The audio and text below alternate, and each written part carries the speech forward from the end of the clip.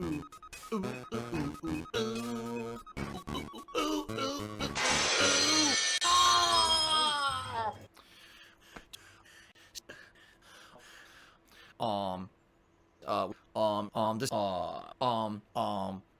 is what it is. As you can see, being quite honest with you, in addition, right from the horse's mouth, that's the nature of the beast, right? It's not about gameplay or anything like that. And that's really what the point of this stream is. This stream is actually going to have 3 segments. The first segment's going to be... that's probably the segment you're interested in, okay? All right. What I'm going to be doing is screening the shout-outs. For example, good stuff. So a troll took me $5 and insults my wife. Wow. I'll probably destroy his whole life. Amazing. Sounds good. People have expressed the desire, and the truth of the matter is, every daily stream, I have, but the truth of the matter is that, you know,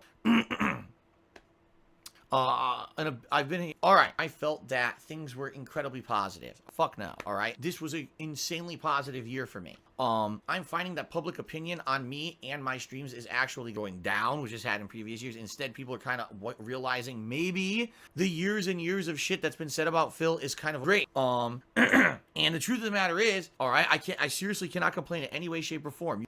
Streams have been amazing in 2019, and just think of all the cool things, alright, that we did in 2019. I actually made a huge list of all the awesome things that were positives in 2019. First of all, nothing, 0. That's amazing. That's exactly how I want it. What I'm doing is good. In the eyes of Twitch, I'm such a bad streamer. I'm a toxic streamer. Chill content is my forte. It's what I grew up playing. They're rage-inducing, but they're fun to see me play. How about a playthrough like Minecraft? This giant, robust kind of home base with a big building with multiple rooms, a giant lighthouse, a big robust amount of villagers in there that are doing jobs, and big water, jungle tree, a farm, a giant barn with this giant bird statue protecting Jasper. I mean, let's face it, that's boring content. That's just crap. But it was really a way for us to address the tractor issues and shit like that for all of 2019 for me. Okay. More interactive ways with my streaming, more ways for us to interact. In particular, penne points. I was really pleased. It was almost 100% focused on stream profitability this year. And I really like that. Marathons. All the marathons that I did in 2019, in my opinion, now you could completely disagree, and that's okay. In my opinion, the marathon style stuff that I did in 2019 was some of, if not the most boring or whatever. People aren't invigorated or find it boring. I kind of like, man, this is deflating.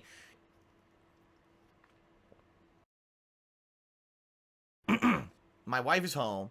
Cat is out there. Now, admittedly, a lot of times I want to have the door closed, in particular daytime streams.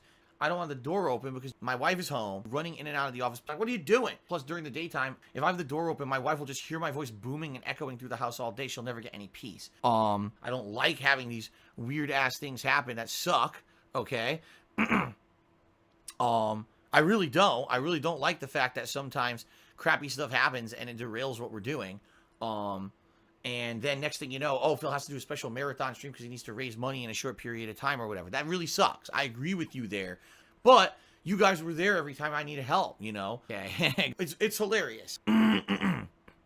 My personal life is now amazingly positive.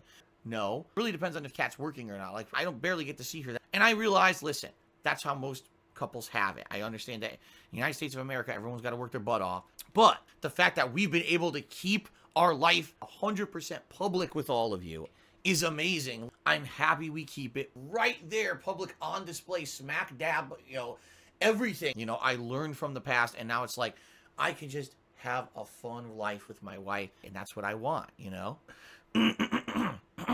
Are you happier now or 10 years ago? Now.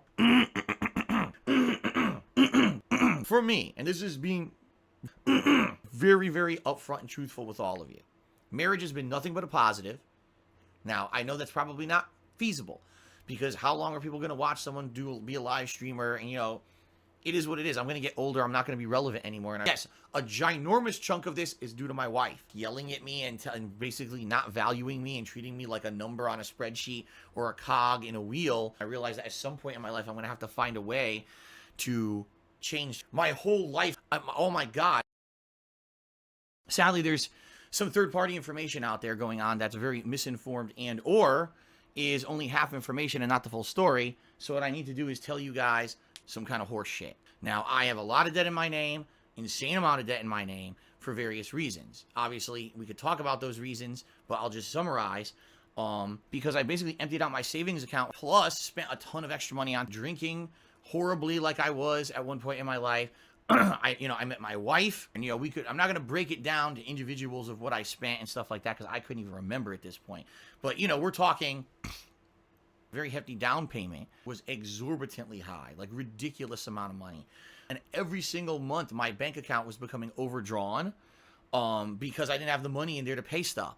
Now, the truth of the matter is, yes, I could have probably made way better financial decisions, and I will tell you right up front, 1,000,000% yes, I way overspent on my wife. From then on, it was just nothing but a downward trend. Now, there are many other factors also that factor in, but that was the one definitive factor that financially, that was the beginning of the screw job for me. Like, that was it. Once that happened, I knew things were going bad because I had overspent when I had moved out here.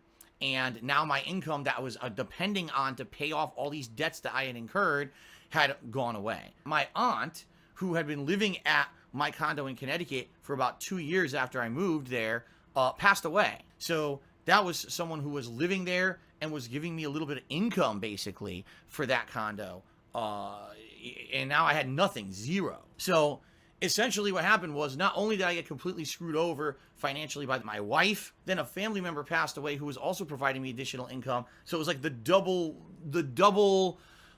thing happening at once, and it doubly screwed me over. Now, you guys see, you look around, there's nothing that I've spent money on. There's nothing extravagant here going on. I'm not blowing money on WWE champions or anything. There's nothing. It's basically, it's all debt. It's debt that I have incurred in my past that I way overspent in the past and was hoping that I'd be able to pay it off moving forward, and it didn't happen because of my aunt passing away and losing so much income. But basically, eventually, I sat down and I saw a lawyer and talked to the lawyer, and the lawyer said, with your situation, there's really no way out besides declaring bankruptcy. All right.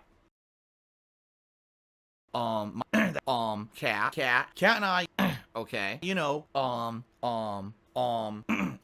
bad financial stress. Now I'll try to get the tear out of my fucking eye. Money,